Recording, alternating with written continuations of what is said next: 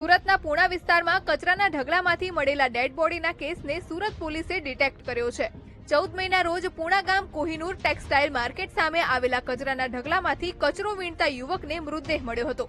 બાદમાં પોલીસને જાણ કરતા પોલીસે ઘટના સ્થળે પહોંચી તપાસ હાથ ધરી હતી। મૃતક યુવકના માથામાં અને આખા શરીરે ઈજાના નિશાન દેખાયા હતા। ઘટનાની ગંભીરતા જોતા સુરત ક્રાઇમ બ્રાન્ચની 12 ટીમે તપાસનો ધમધમાટ શરૂ કર્યો હતો, જેમાં બાતમીના આધારે રાજીવનગર ઝુંપડપટ્ટી મંદિર પૂણાથી 2 આરોપીઓને ઝડપી પાડ્યા હતા। જેમાં ક્રાઇમ બ્રાન્ચની 12 ટીમોને અંદાજિત 101 માણસો વળખાઈ ડેડ બોડીના ફોટા સાથે અલગ અલગ વિસ્તારોમાં જોતા હતા।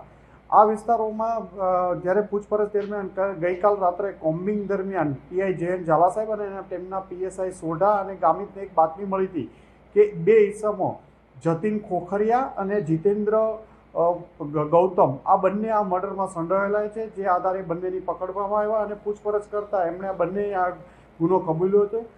આરોપી જતીને મૃતક ઇમરાન કુરેશી પાસેથી 1,55,000 ઉછીના લીધા હતા।